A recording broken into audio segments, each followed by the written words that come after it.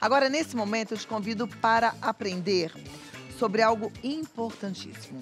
Você sabe que compaixão é terapia? Você já ouviu falar nisso?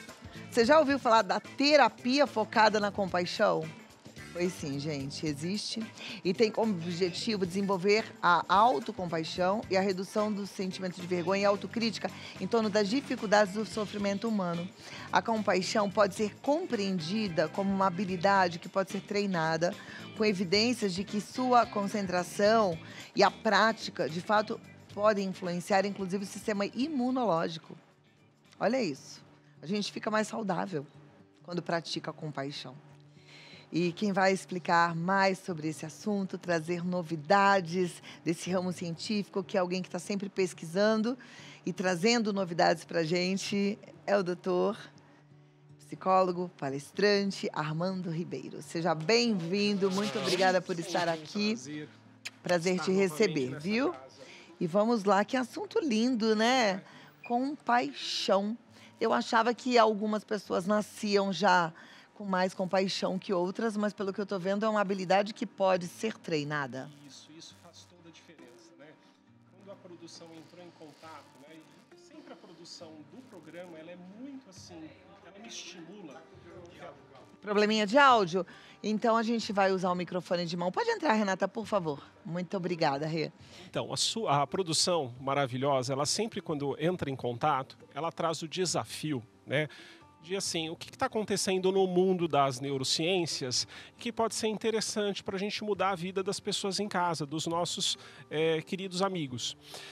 E eu acho que nesse momento de grande turbulência, onde a gente vê o mundo, né, passando por mudanças climáticas, guerras, conflitos, né, tanto sofrimento, a gente não pode abrir mão de que as psicoterapias tradicionais, elas continuam válidas, elas continuam sendo importantes para quem vem sofrendo de depressão, de transtornos de ansiedade, mas a gente não pode fechar os olhos para novas maneiras de ajudar as pessoas em sofrimento, né, e para criar essa vida de maior bem-estar e de qualidade. Então, assim, há alguns anos, a gente vem acompanhando o crescimento de uma modalidade de terapias psicológicas chamada de terapia focada na compaixão, que ela vai um pouco, não na contramão, mas assim, ela adiciona um elemento no processo psicoterápico, tá? Não de você enxergar o que está errado em você, mas em mudar a forma de você se relacionar com as imperfeições naturais da vida humana. Então, diferente de processos anteriores, que ainda são válidos, que você busca tentar encontrar, né? De que aspecto inconsciente surge essa crise, esse sofrimento, ou de que pensamentos disfuncionais, né, vem essa ansiedade, esse ataque de pânico. Terapia focada na compaixão é uma maneira muito mais sutil, uma maneira muito mais gentil de perceber que assim, não existe perfeição e ao se tomar consciência daquilo que você pode melhorar, você abre caminho, né, primeiro para se apreciar, para se reconhecer perante as imperfeições, as dificuldades, né, de uma forma gentil, de uma forma bondosa. E quando a gente muda essa relação com a gente mesmo, Cláudio, a gente se abre para o mundo de uma maneira também diferente. Então, é um combo. Compaixão só pode existir a partir da autocompaixão. Então, às vezes, a gente vê pessoas muito bem assim, que desejam modificar o mundo, mas pulando essa etapa de se modificar primeiro. Ou de se aceitar. Se aceitar naquilo que você não é perfeito. Então, essa compreensão de que como seres vivos, talvez um dos grandes propósitos da vida seja de você nascer sem ter a clareza, né, do significado, do sentido, né? E você vai descobrindo, é uma descoberta, mas é uma descoberta individual. Então, cada um parte, né, na vida para descobrir quais são os seus combates, os combates de valor. E muitos de nós, eu acho que todos nós, ao longo do caminho, saem cheios de marcas, assim, a gente chama de cicatrizes emocionais. Crescer dói, né? E é assim mesmo. Se a gente tenta aliviar a dor do crescimento, muitas vezes a gente mutila, muitas vezes a gente tira do outro a possibilidade dele se tornar mais forte, mais resiliente. E a terapia da compaixão, ela traz esse novo olhar. Primeiro, ninguém é uma máquina que precisa de ser consertada. Então muda também a forma dos terapeutas olharem para os pacientes. A gente se enxerga e a gente propõe a ideia de bons jardineiros. Bons jardineiros, eles não substituem apenas plantas com problemas. Eles tentam enxergar no jardim a falta da luminosidade ideal, a falta da umidade ideal, né? E você vai fazendo essas pequenas correções a ponto das nossas plantinhas humanas poderem tomar para si essa tarefa árdua, né, de provocar um crescimento pessoal perante a vida, mais autossustentável. Você está falando isso tudo, eu estou pensando muito em duas questões. Vê se eu estou entendendo assim, da forma correta. Essa terapia da compaixão, ela, na verdade, ela envolve o perdão, o auto-perdão, a aceitação e a aceitação do outro, não é? Nossa, Cláudia, a Cláudia já está no programa, Cláudia. Eu acho que você recebe... Por que é vida melhor? A vida melhor porque ela não busca só corrigir defeitos. Ela busca também olhar para aquele aspecto da vida de todos nós que é luminoso. Aquilo, o lado bom que também existe, que muitas vezes a gente ignora, porque o sofrimento dói. É da nossa neurologia, né, do nosso conhecimento científico sobre o cérebro, que toda dor, todo sofrimento emocional, evolutivamente, ele aprende a nossa atenção. Então, se a gente está angustiado, é como se o sol brilhasse menos. Se a gente está ansioso, se a gente está triste, é como se um dia qualquer ele brilhasse de uma maneira menos intensa. As terapias tradicionais ainda são muito valorosas, mas elas derrapavam nessa dificuldade de se enxergar o outro, né, não como um ser defeituoso, mas como alguém que num processo natural de crescimento vai se deparar com a sua cicatriz. Crescer é doloroso, tá? Então a gente não desconsidera a dor, a gente não fala não existe dor, como se vê às vezes em rede social, né? Que tudo é lindo e maravilhoso. A dor existe, faz parte da experiência humana. Mas como que a gente pode, ao aceitar a dor, se tornar pessoas mais compassivas, pessoas mais gentis, pessoas mais apaixonadas por essa transformação. Só que a transformação ela não pode ser só do mundo se eu também não me transformar. Então, fica essa provocação. Os próprios terapeutas focados em compaixão, que acaba sendo uma nova possibilidade de aprendizagem, e como médicos, né, a gente diz que assim, é uma área que nunca acaba. Sempre se descobre coisas novas, como remédios da alma, remédios das emoções. A gente está percebendo assim, o que ficou de fora das outras propostas. Perfeito. Eu estou amando esse bate-papo, está fazendo muito sentido. Porque ele se encaixa na grande proposta do programa. Uma vida melhor não é uma vida menos dolorosa apenas. Não, mas é uma vida que envolve a gente se olhar, se conhecer, se amar, se perdoar e olhar para o outro com esse olhar também. Aliás, amar o outro como a gente se ama, né? Jesus ensinou isso pra gente. Ah, que assunto bom, que assunto gostoso. Eu fico feliz. Eu fiz terapia durante praticamente toda a minha existência, né? Da fase adulta pra cá. E aí eu me lembro muito dos terapeutas falando assim, então tá, vamos olhar para aquele momento, vamos tentar ressignificar esse momento. E aí, ressignificar, muitas vezes, na conduta da terapia tradicional, é a gente olhar aquilo e dar um novo significado de acordo com a nossa maturidade. Mas de acordo com a nossa autoaceitação, com o nosso perdão e perdão para o outro também, acho que fica mais fácil o caminho, né? É mais fácil. Tanto que, assim, existem muitos exercícios, como é uma prática que hoje a neurociência, ela diz que ela é treinável. A gente sonha, né? Que um dia tão importante quanto ensinar matemática, ensinar geografia e as demais ciências, a gente possa recompensar as crianças e as sociedades por atos de bondade, por gentileza, né? Por uma convivência pacífica. Isso, embora seja extremamente importante, a gente entende ainda como educação que seriam temas meio que assim fora, né? Mas seria meu sonho também. Eu acho que Fora. talvez esse quesito mude de fato o mundo. A gente fala muito da educação muda o mundo, mas não toda, né? Sim. Agora, essa educação emocional eu acho que tem uma força muito grande para mudar o mundo. E os dias atuais, infelizmente, mostram todo dia, para cada um de nós, o quanto que a falta dessa inteligência emocional, ela provoca esses conflitos. Não é só o conflito bélico, mas o conflito na forma da gente lidar com o outro que está ao nosso lado, né? O que a gente vê assim no dia a dia, essa aspereza, né? Muitas vezes eu sou convidado para falar em empresas e assim, a gente tem temas muito interessantes, mas o que eu vejo?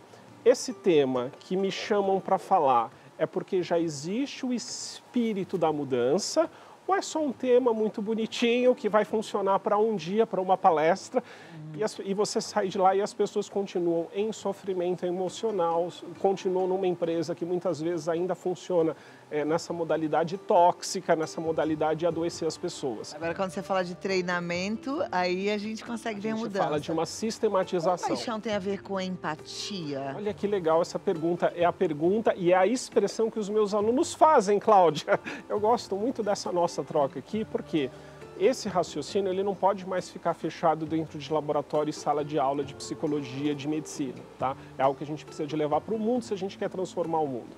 Então, assim, conceitualmente, a gente tem alguns conceitos que são muito mais, assim, reconhecidos. Por exemplo, o conceito da simpatia. Simpatia é quando você está andando por aí e você vê alguém e você fala assim, eu gosto de você, mas eu não sei por quê. E da mesma forma existe o oposto dela, que é a antipatia. Eu não gosto de você e eu também não sei por quê. Ok, mas isso não muda o mundo. O segundo andar dessa história seria a empatia. Que seria assim, gostando, né, tendo essa afinidade ou não tendo essa afinidade gratuita, se colocar no lugar do outro é uma capacidade de uma alta habilidade humana.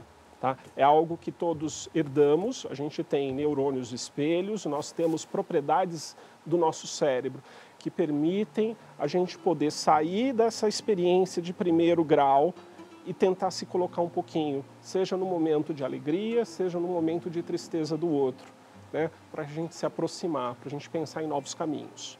Então a empatia, ela é um dos exercícios que a gente deve fazer nas terapias, né? Da terapia para as vidas. E aqui, só aproveitando essa linda imagem que eu trouxe, que é um estudo finlandês, muitas vezes quando a gente fala de empatia, quando a gente fala de compaixão, de simpatia, parece que são só ideias, parece que está só na nossa mente. E a gente tem estudos mostrando que sejam emoções positivas, sejam emoções negativas, Clau, elas afetam também o funcionamento do nosso corpo. Emoções positivas têm propriedades de ativar o funcionamento de regiões, por exemplo, emoções positivas aquecem o coração, aquecem o tórax, aquecem, iluminam a região da nossa face, da nossa cabeça. E o contrário disso, emoções negativas é como se esfriassem, como se a nossa vida ficasse nebulosa. Então isso não é mais só aquela experiência do senso comum. Essa é uma experiência que é levada para laboratório para testar. Isso acontece. Toda emoção ela tem um jeito de funcionar e de impactar a nossa vida. E a nossa vida fisiológica também. Então essa primeira imagem é assim. Olha o quanto que a ansiedade ela tem uma forma de ativação, mas é uma ativação... Então o vermelho é o quente. Quente, e tá o preto ativo. é... O preto tá apagado. Apagado. E o azul é frio. Então, por exemplo, a depressão ela é retratada no nosso corpo como um certo esvaziamento.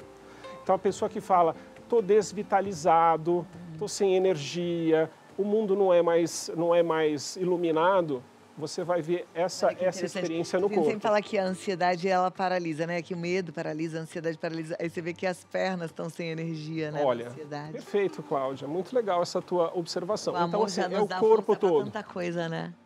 É uma força de ativação. E lembrando que a ansiedade, ela não é sempre negativa. A ansiedade, como uma emoção de sobrevivência, é aquela energia extra para te fazer resolver coisas. coisas que podem ser ameaçadoras. Então a gente tem emoções ativas, desprezo aqui, uma emoção muito focalizada, onde você não tem reações pelo resto do corpo. Então você diz assim, aquela experiência que te aprisione, que você fica enojado, que você quer fugir, quer se distanciar e não consegue. Isso daqui é uma super simplificação, porque o estudo original ele traz mais de 30 imagens, de 30 emoções diferentes. Interessante. Fazendo assim, retratando como os seres humanos percebem a expressão das emoções nos corpos. A segunda imagem, tá? Falando um pouquinho, eu estava explicando antes, Clau, que é simpatia, antipatia, o que é empatia, né? Se colocar no lugar do outro, que é uma capacidade interessante, mas muitas vezes a empatia ela fica só na mente. Por exemplo, eu imagino como é estar passando por essa dificuldade, mas não necessariamente eu tenho a ação para ajudar o outro a sair daquela situação. Então, a grande diferença necessária entre desenvolver a empatia e alimentar, nutrir a compaixão, é porque a compaixão deve vir junto com a ação. A empatia ela pode ser só algo da mente. Eu entendo, eu imagino como deve ser passar por aquele sofrimento. Ok, mas eu posso não me mobilizar. E a gente diz que hoje já existe o excesso disso, que é a fadiga de compaixão. Embora a compaixão seja além da empatia, você arregaçar as mangas e ir assim, né? Por exemplo, eu vejo você sempre muito ligada a propostas, a movimentos, né? Juntar pessoas que têm às vezes, pessoas com problemas de pessoas que têm às vezes as soluções possíveis. Isso é compaixão, é sair da empatia, tá? Para se mobilizar, ou às vezes mobilizar quem está no nosso radar.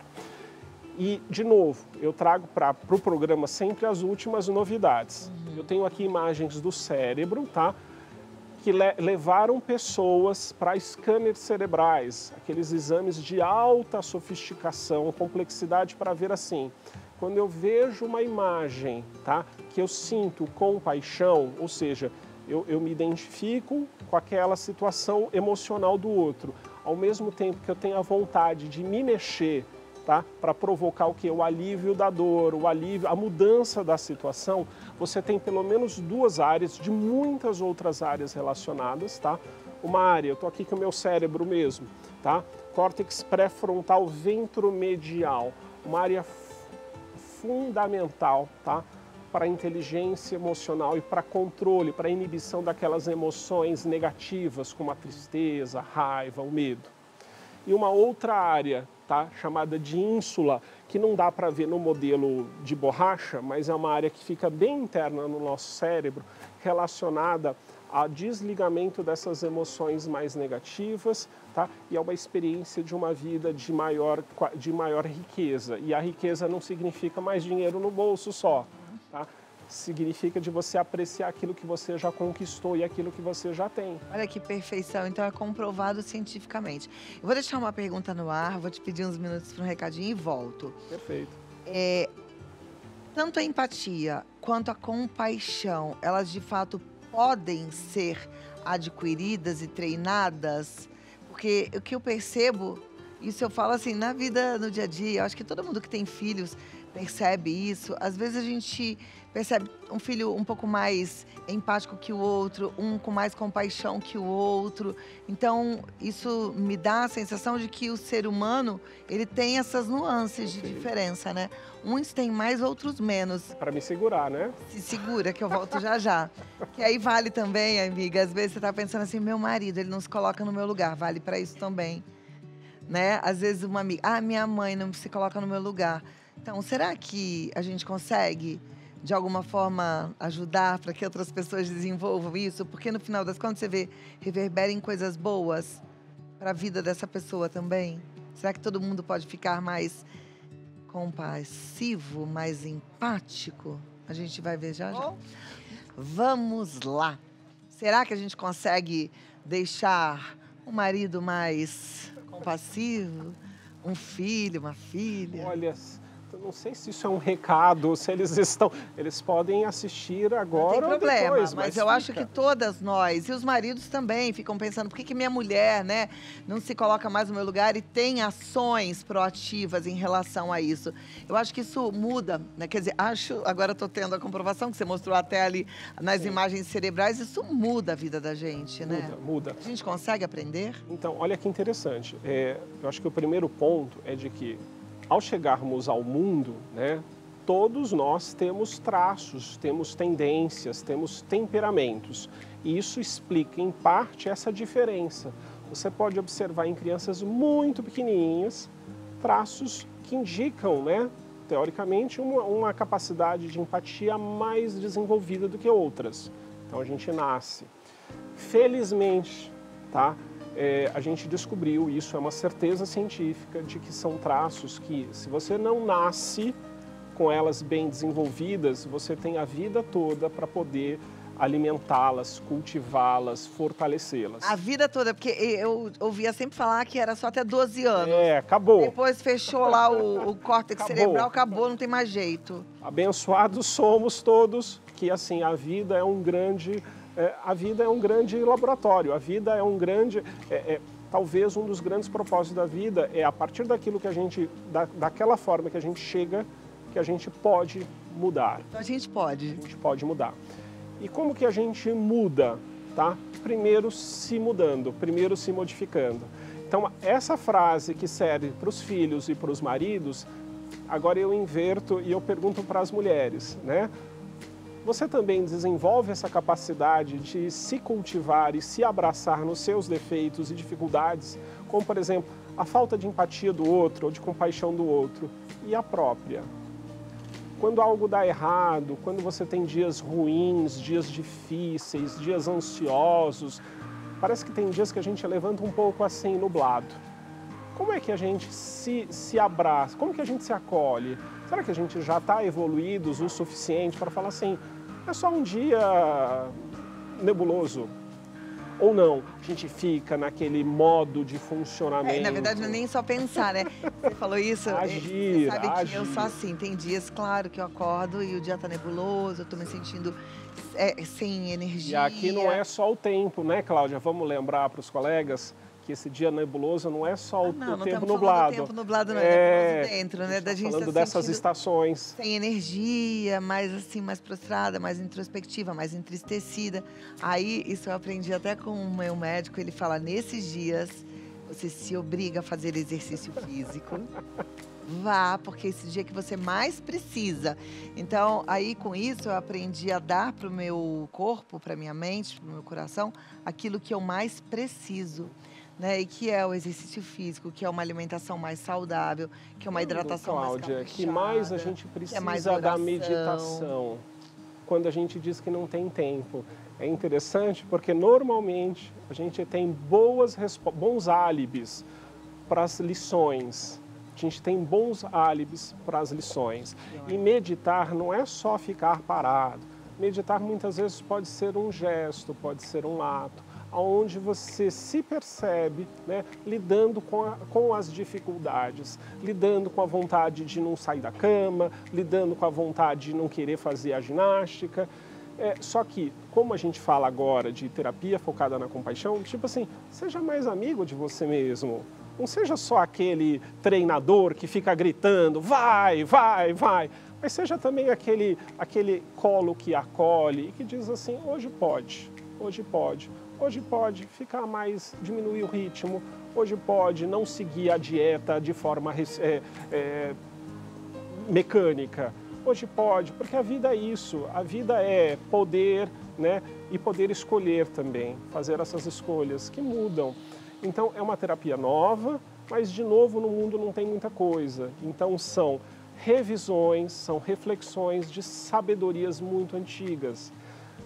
Terapia focada na compaixão, ela vai resgatar, seja no budismo, seja no catolicismo, alguns conceitos e práticas para o mundo moderno.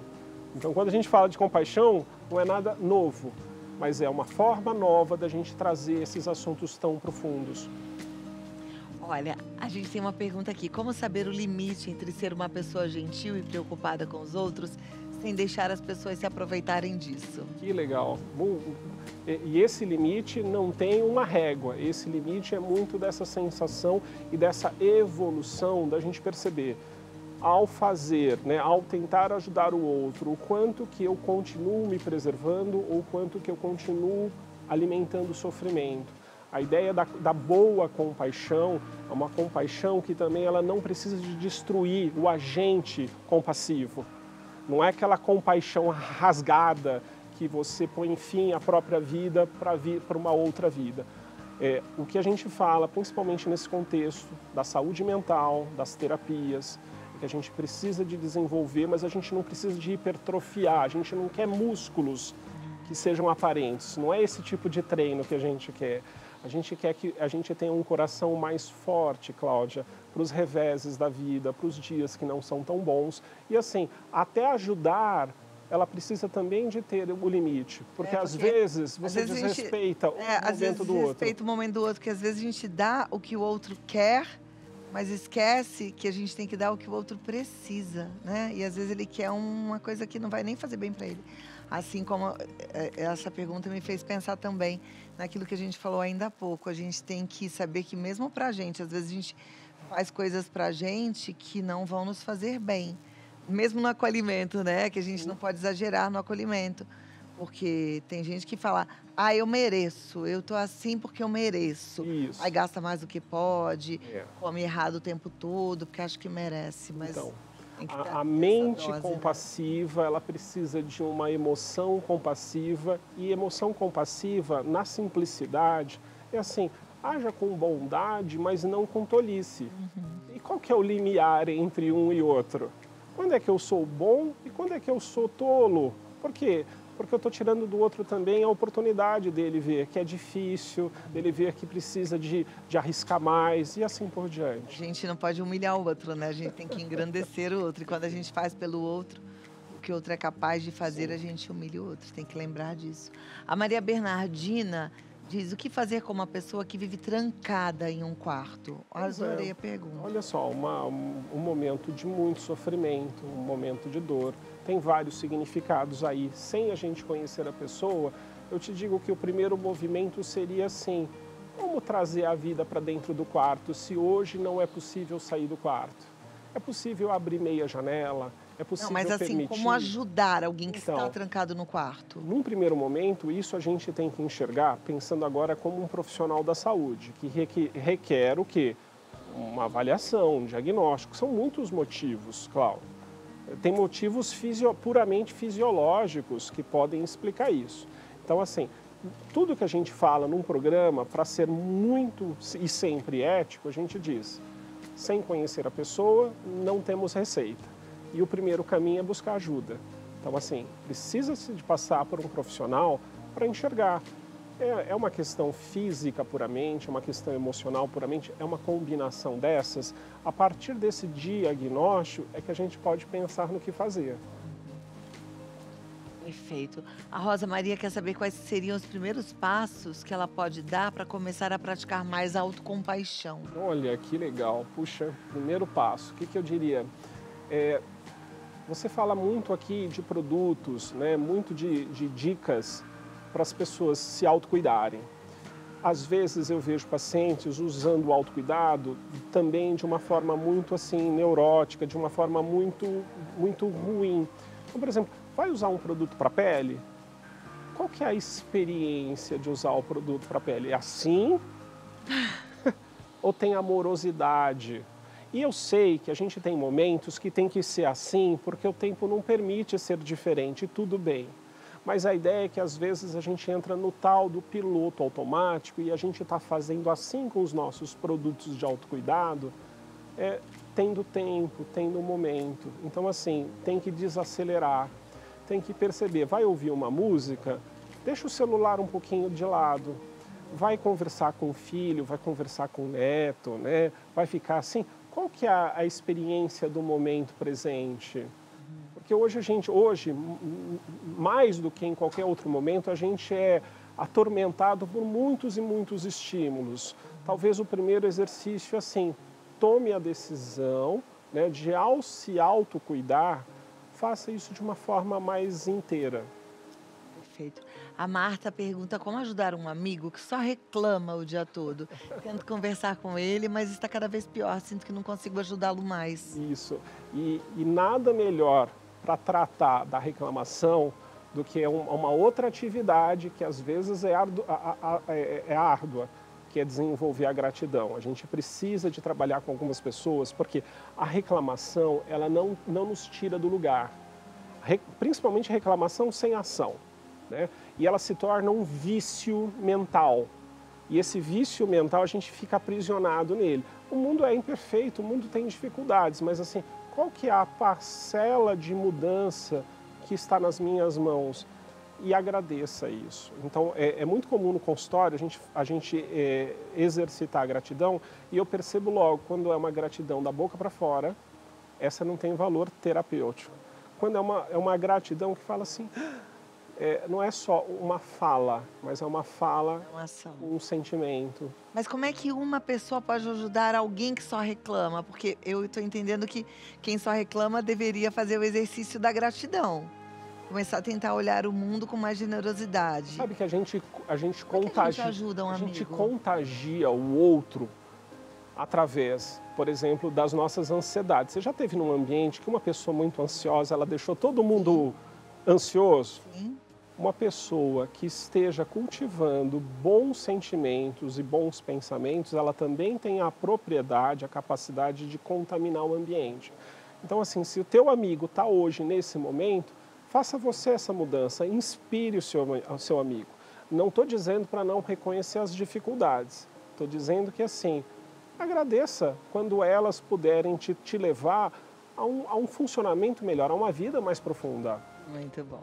Dá vontade de conversar muita tarde toda sobre esse assunto, não é bom? Mas eu te convido para acompanhar o Armando. Ele está no armandoribeiro.psi, armandoribeiro.psi, lá no Instagram. E você pode tirar as dúvidas com ele, marcar também uma consulta, fazer a sua terapia, porque sem dúvida nenhuma você vai ter uma vida cada vez melhor, viu? Clau, aproveitar para agradecer. Quando eu venho aqui, eu sinalizo, as pessoas de casa falam assim, manda um beijo para Clau, manda um beijo. Tá? E é sempre assim, é um lugar que eu saio cheio de novas ideias, porque eu falo, você inspira para que os profissionais venham aqui e queiram fazer, de forma pequenininha, mas uma vida melhor para todos nós. Para todos nós. Eu agradeço. Muito obrigada. Você Obrigado. faz a nossa vida muito melhor. Até a próxima, viu? E é muito bom aprender, né? É muito bom a gente pensar em tudo isso.